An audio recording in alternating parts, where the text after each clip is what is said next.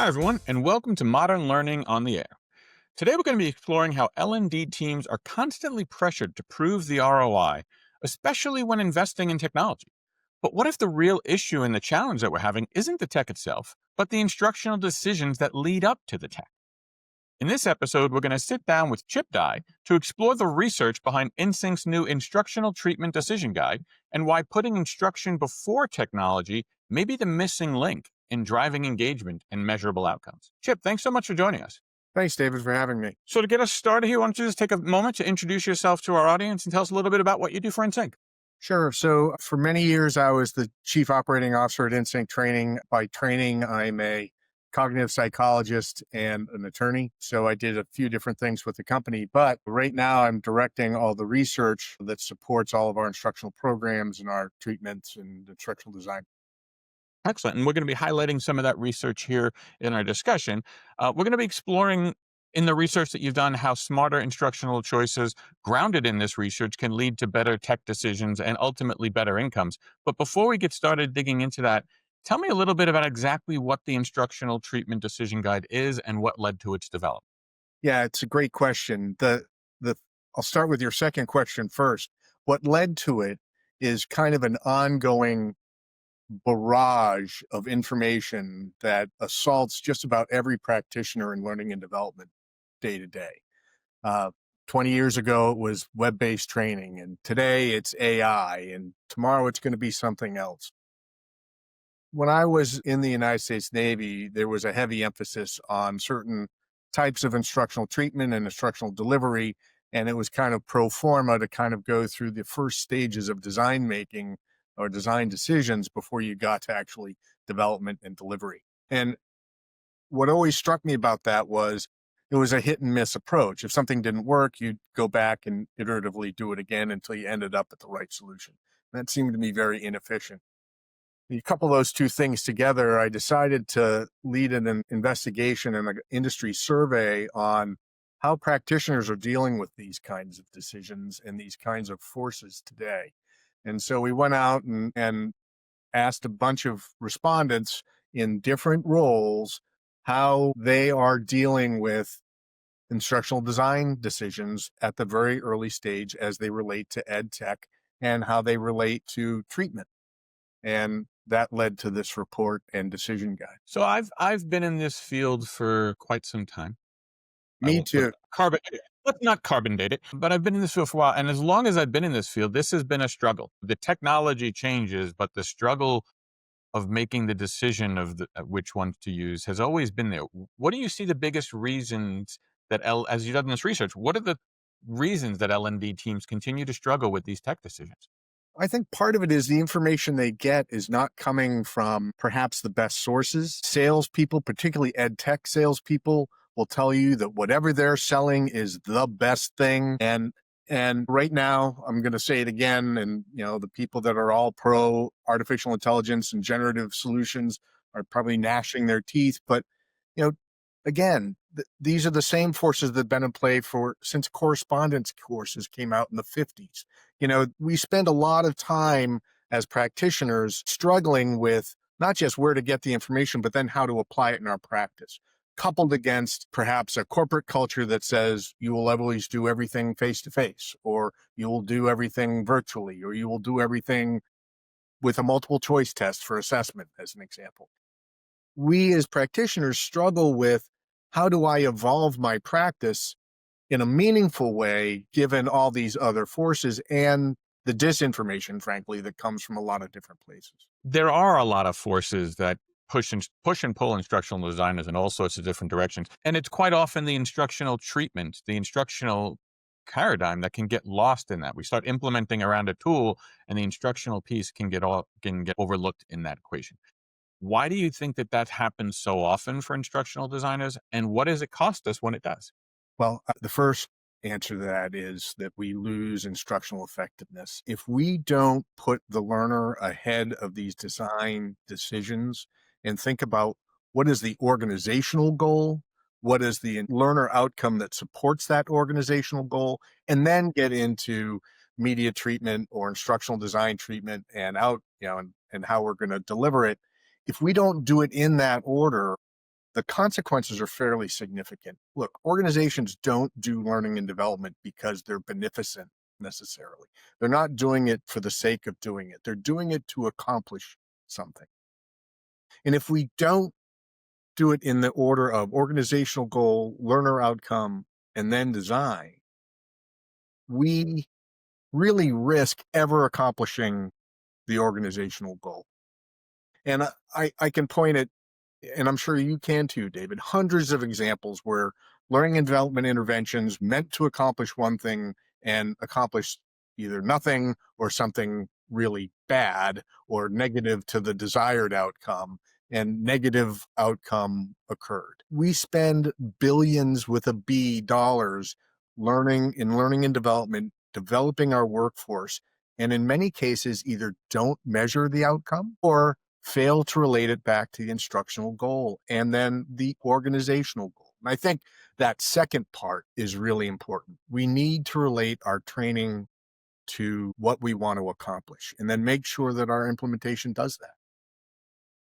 Well, it'll be great to dive into the weeds of exactly how this all works because the need is there. I totally agree with you. So, when we come back, we'll break down how the Instructional Treatment Decision Guide actually works and what it looks like when it's applied to real learning design. So, stay with us. Do you like what you've heard so far about the Instructional Treatment Decision Guide? You can download the guide right now via the link in the show notes. And be sure to register for our December 4th webinar, where we'll be unveiling the Design Navigator, a prototype web application that enables you to easily put the research of the decision guide into action. Visit insynctraining.com/webinar for all the details. All right, welcome back. So now I want to talk about the practical application of this guide. Let's walk through a real-world example. How would someone use this guide to move from learning goals to their technology decisions? So the decision guide is meant to lead a practitioner through kind of the outline of the path we talked about, starting with an organizational goal, developing your instructional objectives, and that work has to occur before we get into the tool. I need to know what needs to be taught and how it's related to the organizational goal. But once you have those built, you go into the instructional guide, and based on research done really in the last 25 years, I directed the research team to kind of stay within the last 2 decades of development. Certainly, we contemplate just about every meaningful instructional treatment methodology out there, but certainly, as we said, it's evolving. You get into the tool, it asks you specific questions about what type of objectives you're trying to accomplish, how you're going to do it, and how are you going to assess it? Are you going to assess it? And then using elements drawn from that research, it gives you recommendations on the best way to teach it in instructional format and media treatment and design approach. And then if it's something that is outside your capability, you can identify, well, I can't do face-to-face. The people are too far apart, as an example. So what if I deliver it virtually? It'll say, well, if you're delivering it virtually, here are the things you can do to address the shortcomings or limitations within that particular learning treatment and environment to accomplish the same desired learner outcome. So one of the things from the report, David, that really kind of came out is that roughly 7 out of 10 practitioners said, we really don't get a lot of choice about how we deliver learning and development intervention. We get told what to do, either by resource restriction, corporate policy, maybe it's regulatory framework. We have to have attendance in seats, whatever it is. That's a big number if we think about the entire learning and practitioner learning and development field. So one of the emphases of the tool is we recognize that a lot of you can't go out and build an immersive simulation, whether due to cost and restrictions and resource limitations or time or whatever. So what do I do if I'm delivering this in a seminar to bring in elements to make it as effective as the best case treatment and implementation? And so a practitioner would go into this, see the best match or best recommended treatment and approach, and then say, well, either I can or I can't do that, but I can do this. And then it'll give a set of recommendations to enhance the instructional delivery in the selected medium. So, and then when you're all done, you press give me an action plan, and it'll give you a breakdown of all your objectives, how they should be treated, about how long it's going to take to implement them and deliver them. And then that kind of gives the practitioner an outline of what they have to go build. It is not an implementation tool, it's not a development tool. It is to give you recommendations to enhance the instructional program and probably blend it. But if it has to all would be one format, so be it, in a meaningful way such that you achieve your desired learner and organizational outcome. And as a tool, one of the things I like about it is the fact that it helps make informed decisions. And I want to peer a little bit. I want to take a look under the hood a little bit of this, because when it comes to good decision making process, what are some of the things that are going on under the hood? You're taking in the variables, but what does a good decision process look like where it aligns the outcomes and avoids wasted investment?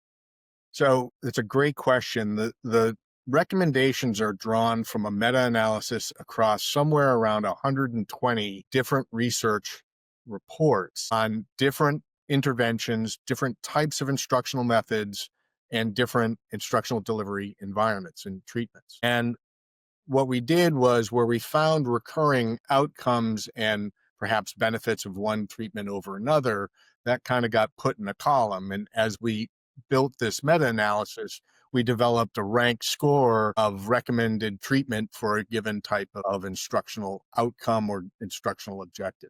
And so that's kind of what's going on in the background. There's a set of statistics and a scoring engine that's kind of looking at what you want to accomplish and then tell you what the best outcome is. I think it's important for everyone listening to understand that for whatever reason, and there's probably some ethical reasons on top of what I'm about to say, very few studies have gone out and said, I'm going to teach negotiation in two different ways in with statistically big enough sample sizes that I can compare the results directly, learning treatment to learning treatment. So if I'm teaching one virtually and one face-to-face, for example, there's a lot of work involved in doing that. There's a lot of what I would call invariant or model irrelevant forces that can influence those outcomes. And quite frankly, most researchers aren't really interested in doing that kind of analysis. What they do is they go out and they say, I'm going to try doing this type of instructional treatment and instructional in a particular learning environment for this type of objective and see what happens. As long as they can say, I'm not, and a lot of this is done in primary and secondary ed, our research really focused on adult learning and particular professional development, learning and development. So, when you narrow that research field down, there's a lot of information that is what I would call nice to see, but really doesn't mean anything against that scored measure system that I referenced. So we had to be very careful about how we got into those reports and looked at the data and measured what learning outcomes could be attributed to treatment. The other thing is that most of these reports are not what I would call experimental. They're pseudo experimental. They don't compare against a control group. There's a lot of what I would call experimental design flaw. And quite frankly, it's because it would be unethical to do some of the things we'd have to do, like create negative training outcomes to really have that come about. You've touched on a lot of the variables that can be applied to the guide, from the different technologies that are out there to the different modalities, like whether it's virtual, hybrid, or self-paced or in person. You touched briefly at the beginning, one of the additional variables is the context of the organization, the resources that they may have available, the size of their team. How does the guide factor that context into the It decision? asks you bluntly, how much time do you have? And so when I say resources, let's just categorize it as time, money, people, and expertise. And we look at all of those things and say, well, given your limitations, this is the recommendation. And you see that kind of behavior in a lot of different decision-making guides. I tried to coach the team to bring it into this tool to some extent, saying, listen, if you have 1 month to implement this training intervention, you're not going to build an immersive simulation, probably. And if you do, you're going to spend an awful lot of money on it. So let's see what we can do with the resources we have to give you the best instructional outcome, to match what would the optimal be if you had unlimited resources and unlimited time to implement that kind of thing. The engine asks that and then gives you recommendations. And if you say, I simply don't have 2 months, I only had 3 weeks. Okay, well, if you're going to do that, then here's a micro learning you might want to supplement your instructional delivery with to kind of support the learner after the delivery that perhaps the best recommended solution would do within the instructional experience. The idea is to address shortcomings or differences in affordances between different instructional environments and instructional treatments. And in so doing, kind of maintain that design standard very high so that the instructional outcome is what you want it to be. And as I'm listening to you, I'm thinking, we're hearing a lot of the theme of ROI attached to these tech selections here. That the instructional treatment is going to be sound, you're going to get better outcomes. A lot of this is also tied to the fact that this is going to lead to greater engagement. By getting the right match, you're going to lead to better engagement. So when we come back, we're going to talk about how this instructional treatment connects directly to that engagement and how it's also complemented by InSync's Inquire framework. So stay with us. Are you ready to put the Instructional Treatment Decision Guide into practice? Be sure to register for our December 4th webinar to see how easy it is to use the Design Navigator web application to make more informed instructional technology decisions. Visit insynctraining.com/webinar to reserve your spot today. All right, so our last section here, I want to connect the Instructional Treatment Decision Guide to the measurable engagement and long-term impact. So how does this approach support stronger learner engagement? Not just those completion rates that we're always focused on, but actual connection and activation during a session. It's a great question, David. Think developed what we call the engagement or the Inquire engagement framework based on some research I did. Boy, it's been 10 years now, but 10 years ago. The challenge comes about, academics love to argue about things for decades, literally. And one of the big names in mid 80s to late 80s instructional design was a guy named Richard Clark. He's still an emeritus at the University of Southern California and a brilliant researcher. He came out in the mid 80s, and many people listening today will probably say, yeah, he's the no significant difference guy. Early on, he pretty much came out and said, instructional medium doesn't care. Doesn't matter learn outcome at all. Doesn't matter if it's a correspondence course, face-to-face seminar, whatever. This is an important caveat. As long as it's well designed for that medium, the design is what carries the learner to the outcome, not the medium. Now, a lot of people took umbrage to this. And in fact, the big kind of rebuttals to Clark's position were, one, you didn't have big enough sample sizes, enough statistical power to really see differences.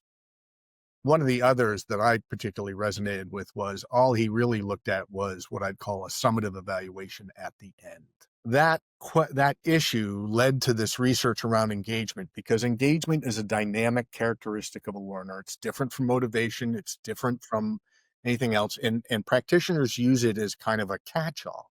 And I wanted to nail down what that meant. What does it mean to be engaged in a particular moment, in a particular instructional experience?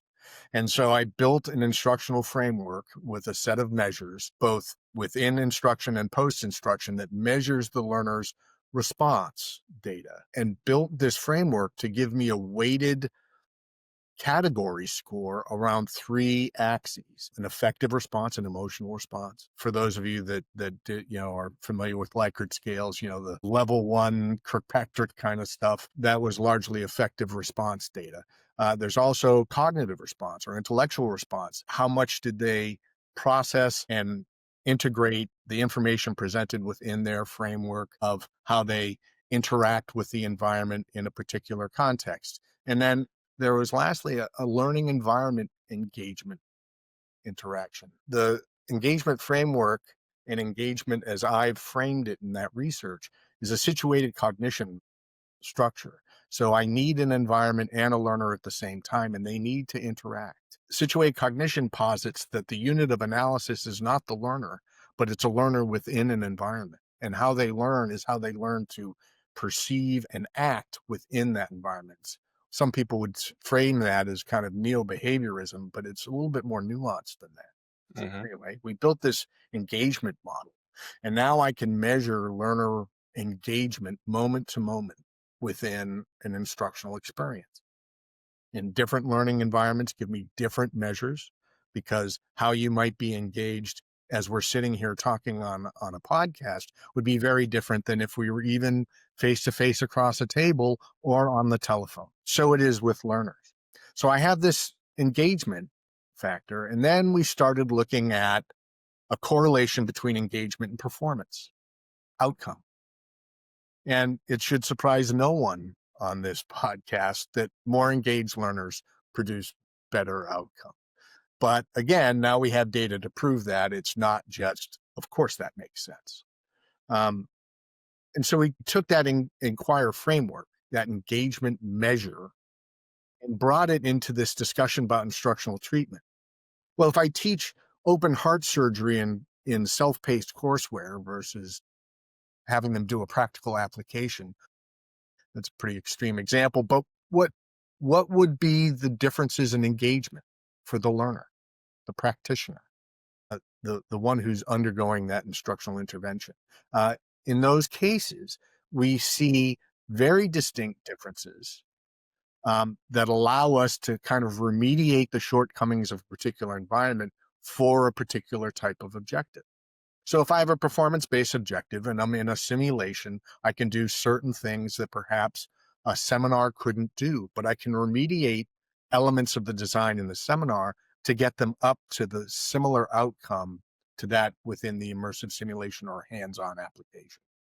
And so that's what the design tool is doing, leveraging the engagement framework as a measure to address perhaps the differences and affordances within in each instructional treatment. So let's bring this to a very practical level. If I'm someone who's looking ahead for the new year, I want to I want to design with outcomes in mind. I've got the inquire engagement framework as a tool. Now I have the instructional treatment decision guide as another tool. How do these two tools work together so that I can move forward designing with outcomes in mind? Right. So if we look at engagement as leading to a better instructional outcome, again, we have to kind of assume that you've tied your instructional outcome to the organizational goal in a meaningful way. But if you've done that and you now have instructional objectives, the engagement framework will tell you how effective your instructional intervention was at achieving that outcome,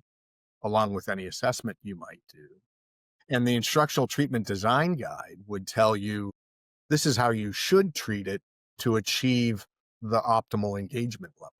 So the design guide will tell you how to implement it. And then once you've implemented it, the engagement framework will say, pretty effective, but they didn't react very well to this particular portion of it. And as a consequence, you can go in and perhaps iteratively enhance your instructional delivery.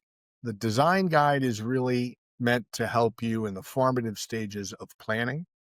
It'll give you an idea of what kind of costs and resources you'll incur implementing it.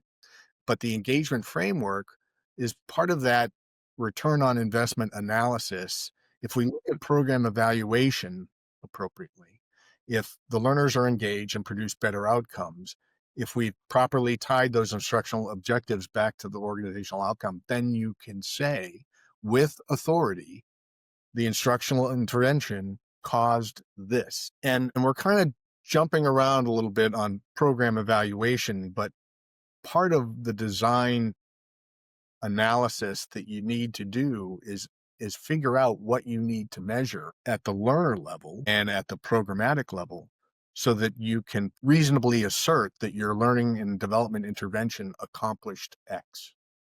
And that is kind of independent of the design for the training program, but it is profoundly important to demonstrate a return on investment, if you want to call it that, but an organizational effect. All of that is driven by that underlying design approach and engagement framework, which kind of leads first the designer and then the learner through an instructional experience that generates a particular outcome. But this is going to be a challenging question because it's so contextual. But there are all these variables as we talk about measuring the impact and the ROI of our programs. There's a lot of breakdown in that for a lot of organizations. For a lot of organizations, they struggle with that.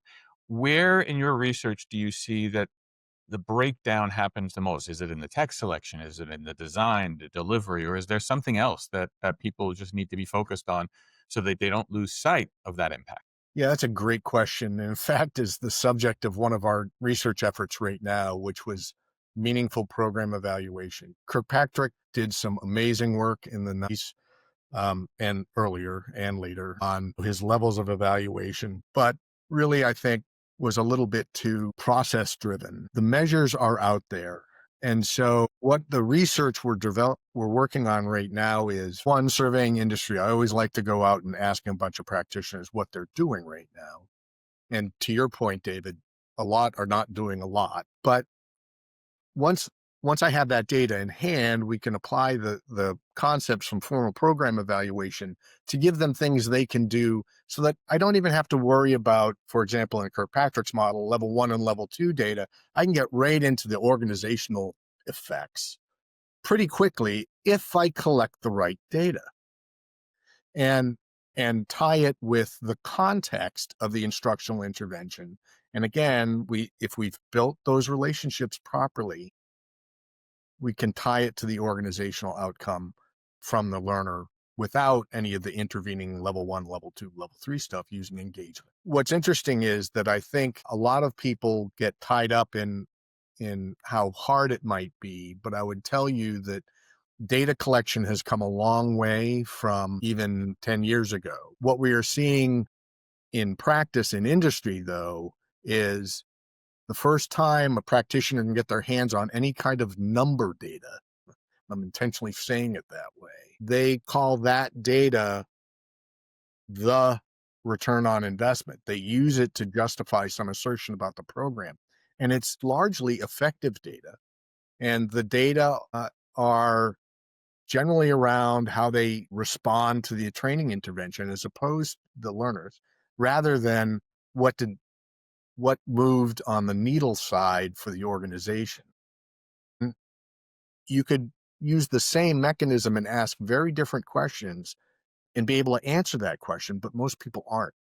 Data still in, the big industry survey is going to be going out in January, and you can sign up to respond to it if you're interested in it, any of your listeners. But I think what's really important is to understand that when we conduct a learning and development intervention and a bunch of go through that experience, you have a wealth of data that can be collected from a variety of passive sources that if you give it some thought and not a lot of work, you can give some meaningful measures of effect that go all the way back to your organization, and don't just stop at, did they like the lunch, or was the room warm enough or cold enough? Yeah. There's a reason they call them smile sheets. Hmm. And we got to get away from that. All learning should be assessed. And I don't mean the learners. I mean the interventions. If the intervention isn't effective, we should know that. And quite frankly, if people like it or don't like it, they have a positive effective response or not, is largely irrelevant to the deeper questions about what was the organization's return on spending all that money, getting people to dedicate their time and resources to both designing and implementing a learning and development intervention. I think it's important. And a lot of people agree. Something like 80% of respondents in this report that's tied to the design guide said, I was in a treatment that should have been something else. I call that this meeting should have been an email problem, but it's real. It is real. People get tied up with self-paced courseware, and we're just going to use self-paced courseware because that's easy, or it's well known to the team, or it's easy to deliver and I can deliver it and they can do it. It's flexible. All those things are true. But maybe it's as if you didn't do it at all because no one engages with the content and changes their behavior or changes their, can't recite the process change you're trying to implement. So yeah, training was delivered, but maybe it wasn't effective. And I would argue you wasted money there as a concept. One of the things I really appreciate about the guide as we're wrapping up our time here is it takes this is one of those concepts that can feel overwhelming to people. And it takes something that is very complex, very deep, and makes it very practical. It's asking you some questions and enables you to get to a practical decision and apply the research without having to do all that research yourself. But because this can be something that people can feel overwhelmed by. Yeah. So, and I want to close by taking that down to a very practical, small level. If I'm in that space and I feel like this concept is a lot, I go to the website, I download the Instructional Treatment Decision Guide. What's one small thing that I can do to just start my journey down this smarter decision-making process? I would invite you to do it it will take you maybe 30 minutes. Look at some task you have to train. If you're a practitioner, a designer, perhaps with a large organization, or you're a facilitator and you want to think about how you might add things to your instructional practice, come up with something you either teach or need to teach. And just with what you know, go through the design guide and see what it recommends and see how it contrasts with how you within your organization have already implemented, if it's pre-existing, or how you might implement it. And then just use it as a tool to enhance your practice. That was the intent here. I recall the Air Force got very much, the United States Air Force got very big into media selection was the term of art at the time, deciding what kind of instructional environment and implementation approach to use. And there it was paper-based at the time, so I'm dating it. It was early 90s, if I recall. But you had to answer something around more than 100 questions. And before you got to anything approaching a recommendation, the overhead associated with going through that decision guide was such that no one ever used it. And that was in the military where, they didn't get a lot of choice. I would invite practitioners to just go in and, experiment with it, play with it, look and see what it recommends based on your experience and how you might, again, add to your practice to enhance instructional effectiveness. There is no one universal solution. We know based on the research that we've done that supports this training guide that there are a lot of different approaches that work. Clark would argue that. He's not wrong. But if I'm delivering in a particular environment because I have to, at least recognize that there might be alternatives to it and how you might add to the environment you have to use to make it more effective. Well, one of the things, as I said, I love about the guide is it takes a lot of research, and I appreciate the fact that you've done and makes it practical. It makes it easier for people to make research and data informed decisions about their strategies. And that's exactly what practical research does. So I appreciate all of the work that you've done to put it in here and the tool that you've given people to help them apply it in their practice. Chip, thanks so much for taking the time to share it with us here today. Thanks very much for your time. It's been a lot of fun. Excellent. And to our listeners, if you want to take a deeper dive into making smarter instructional design decisions and make better technology decisions overall, be sure to download the Instructional Treatment Decision Guide and register for our December 4th webinar, Design Smarter, Solving L&D's Tech ROI Problem. You'll get to test drive the design navigator that puts the guide into practice and explore these ideas in action. Spots for this webinar are limited, so head to insynctraining.com/webinar to reserve yours today. And don't forget to subscribe to Modern Learning on the Air for more episodes exploring where strategy, research, and learning design intersect. Thanks again for listening, and we'll see you next time. Thank you for tuning into Modern Learning on the Air. For all your training and services needs, visit us at insynctraining.com. And don't forget to sign up for our monthly webinars, where we cover key topics and trends in the learning and development space. Until next time, keep learning and keep growing.